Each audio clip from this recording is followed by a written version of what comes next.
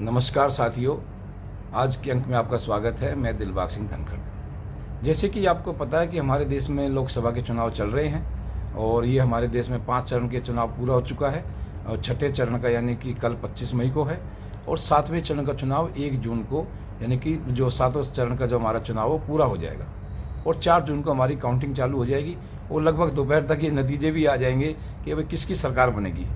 NDA गठबंधन की BJP की सरकार बनेगी या इंडी गठबंधन की कांग्रेस की सरकार बनेगी। तो इसमें अब ज़्यादा समय बचा नहीं है और इसमें से देखा था हमारे कांग्रेस की जो हमारे चुनाव है लगभग वो पूरे हो चुके हैं और इस बार देखने में ये भी आया है कि चुनाव हमारे काफ़ी शांतिप्रिय भी हो गए हैं। इतनी कहीं ज़्यादा घटनाएं नहीं आई हैं, एक दो छुटपुट घटनाएं को छोड़ करके बाकी सब जगह हमारे जो आर्म फोर्सेस हैं उनने बहुत ही सुंदर ढंग से चुनाव को पूरा कराया है। उसके लिए मैं उनका बहुत बहुत धन्यवाद देता हूँ। लेकिन हालांकि मैं खासकर कभी जातीय मुद्दे पर बात नहीं करता हूं, लेकिन इस बार मुझे थोड़ी सी समाज में एक जो बात चल रही है और समाज से काफ़ी एक इसके बारे में चर्चा हो रही है, उस पर थोड़ा सा मुझे पब्लिक का अपने खासकर जाट भाइयों का ध्यान लाने की मुझे थोड़ी ज़रूरत महसूस हुई। इसलिए आज का मैं वीडियो ज़्यादातर मैं अपने जाट भाइयों को ही समर्पित करता हूँ। ये ज़्यादातर वीडियो का उद्देश्य मेरा केवल जाट भाइयों को तक पहुँचने का है और इसमें जो मेरा मुद्दा है वो भी केवल जाट भाइयों से ही रिलेटेड है। आपने देखा होगा कि दिल्ली में बीजेपी एक पार्टी है और दूसरा जो हमारी गठबंधन है कांग्रेस और आम आदमी पार्टी का, यानी कि यहाँ 2 ही पार्टी हो गई, कांग्रेस और बीजेपी। और आम आदमी पार्टी का गठबंधन है तो उसको साथ आप गठबंधन के साथ उसको जोड़ सकते हैं, लेकिन मेनली आप 2 ही पार्टी हम लेके चलें। ऐसे ही आप हरियाणा में देख सकते हैं, हरियाणा में भी आम आदमी पार्टी और कांग्रेस एक तरफ है और बीजेपी एक तरफ है। तो यहाँ भी इस तरह से आप टक्कर देख सकते हैं कि 2 ही पार्टियों में टक्कर हरियाणा में भी है और पंजाब में भी, दिल्ली में भी है। लेकिन एक बात आपने खासकर जाट भाइयों ने, मैं अपील करता हूँ, उनको बताना चाहता हूँ कि खासकर उन्होंने एक चीज़ देखी होगी कि हरियाणा में जो हमारी कांग्रेस पार्टी है, आम आदमी पार्टी है, वो जाटों के प्रति बहुत ही ज़्यादा उनको जाटों से बहुत ज़्यादा मोह दिखता है। कांग्रेस का और आम आदमी पार्टी का हरियाणा में जाटों को बहुत ज़्यादा वो एक अपनापन दिखा रही है और वो इतनी ऐसी पॉलिसी बना रहे हैं, बोल रहे हैं कि केवल जाटों का भला वो ही कर सकते हैं।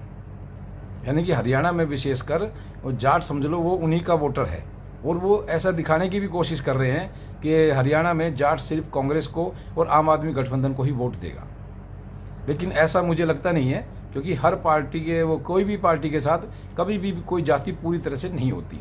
हर पार्टी के जो कार्यकर्ता उन पर भी काफ़ी निर्भर होता है और विचारधारा पर भी काफ़ी निर्भर होता है और मतदाता हर तरह से अपने सोच विचार करके ही वोट करता है। लेकिन मैं अपने जाट भाइयों से खासकर कहना चाहूँगा कि कांग्रेस और आम आदमी पार्टी को हरियाणा में जाटों की बहुत चिंता है, लेकिन दिल्ली में वो चिंता या फिर वो जो समर्थन मुझे दिखाई नहीं देता। आपको शायद पता भी होगा कि दिल्ली में करीब हमारे 360 से ज़्यादा गांव हैं। टोटल जो दिल्ली के जो पुराने गांव हैं 360 से ज़्यादा गांव हैं, उसमें जाटों की आबादी 225 से ज़्यादा गांव में है। इस तरह से आप अंदाज़ा लगा सकते हैं कि दिल्ली में जाटों के 225 से ज़्यादा गांव हैं, तो उनमें कितनी उनकी पॉपुलेशन होगी। और ये आज तक का इतिहास भी रहा है कि किसी भी पार्टी ने, खैर आम आदमी पार्टी तो अभी 2 टर्म से आई है, पहले भी हमेशा यही एक इतिहास रहा है, हर पार्टी ने एक जातीय समीकरण को साधने के लिए दिल्ली में एक जाट प्रतिनिधि को, एक जाट उम्मीदवार को जरूर बनाया है। खासकर मैं लोकसभा की बात कर रहा हूँ, अभी विधानसभा की बात नहीं कर रहा हूँ। लोकसभा का चुनाव तो लोकसभा की बात चल रही है। तो हमेशा कांग्रेस ने और बीजेपी ने एक जाट नेता को जरूर उम्मीदवार बनाया है। लेकिन इस बार आपको ये देखने में बड़ा आश्चर्य लगेगा कि कांग्रेस और आम आदमी गठबंधन ने किसी भी जाट उम्मीदवार को, जाट नेता को इस बार अपनी गठबंधन का उम्मीदवार नहीं बनाया है। इससे मुझे तो एक ही संदेश जाता दिखाई दे रहा है कि क्या खासकर आम आदमी पार्टी और कांग्रेस को दिल्ली में जाट मतदाताओं की जरूरत नहीं है, वरना इतनी बड़ी अनदेखी वो नहीं कर सकते थे, क्योंकि इतना बड़ा एक बाहुल क्षेत्र है जाटों का। दिल्ली में काफ़ी वोट शेयर है, हर गांव में हर तरफ इनके गांव है और काफ़ी उनका एक वोट शेयर है। तो इस तरह से मुझे लगता है कि जो आम आदमी पार्टी ने और कांग्रेस ने ये जाट मतदाताओं की अनदेखी की है, ये शायद थोड़ी सी उनको भारी पड़ सकती है। क्योंकि इसमें एक चीज़ और देखने को आ रही है कि पंजाब में तो और हरियाणा में तो आम आदमी पार्टी और कांग्रेस जाटों से बहुत प्यार कर रही है, उनको बहुत गले लगा रही है, उनको ही सब कुछ मान के चल रही है। हरियाणा में तो भूपेंद्र हुड्डा जी के नेतृत्व में यानी कि जाटों के पूरे सर्वे सर्वा कांग्रेस पार्टी ही दिखाई दे रही है, लेकिन ऐसा नहीं है। बीजेपी का भी वहाँ बहुत एक अच्छा रोल है। काफ़ी हमारे जो जाट नेता बीजेपी के साथ भी हैं और वहाँ बराबर की टक्कर है, इसमें कोई ऐसी बात नहीं है। बल्कि मुझे तो लगता है वहाँ बीजेपी का ही पलड़ा थोड़ा भारी है। हालांकि हवा तो काफ़ी कांग्रेस के रुख में उसमें दिखाई दे रही है, लेकिन मुझे ऐसा लगता नहीं है।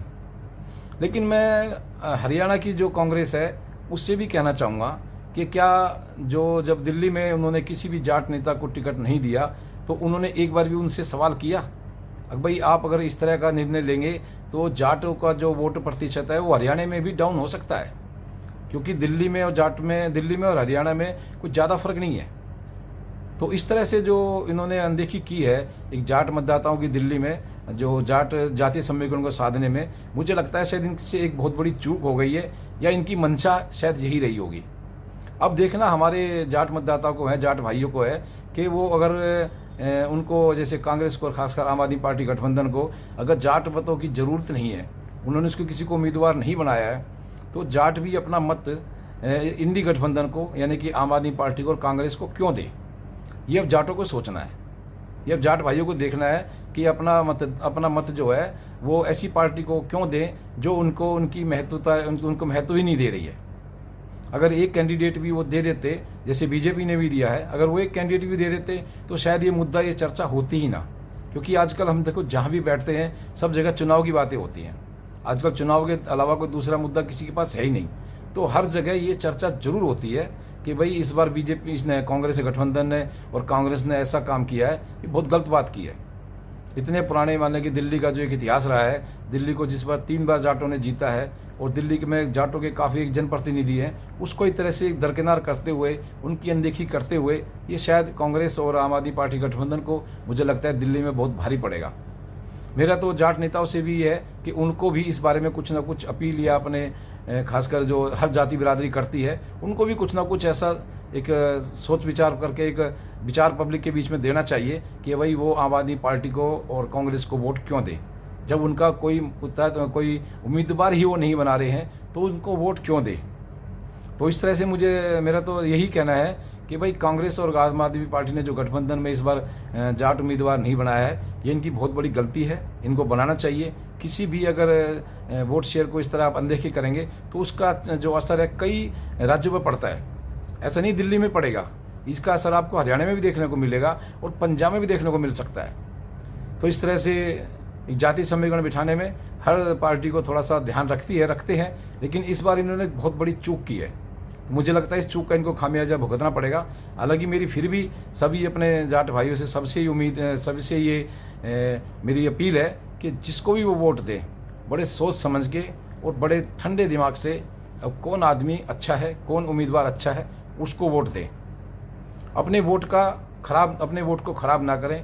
हमारे देश का चुनाव है, ये हमारे देश का विकास के लिए चुनाव है और आगे वाले हमारे जो भविष्य के लिए चुनाव है।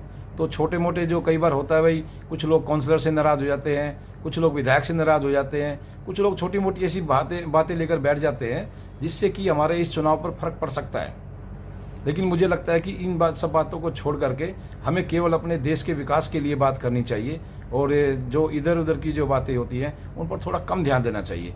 तो आज के अंक में इतना ही। जाट भाइयों से मेरी दोबारा फिर अपील है कि इस मुद्दे पर जरूर सोच विचार करके ठंडे दिमाग से अपने वोट का, अपने मत का, अपने अधिकार का उपयोग करें और आगे अपने जो सरकार देश के लिए एक अच्छी सरकार चुने, उसमें वो बड़ा सहयोग दें। मुझे उम्मीद है कि मेरा वीडियो आज का आपको पसंद आया होगा, इसलिए इसको लाइक शेयर सब्सक्राइब जरूर करें। आपका बहुत बहुत धन्यवाद।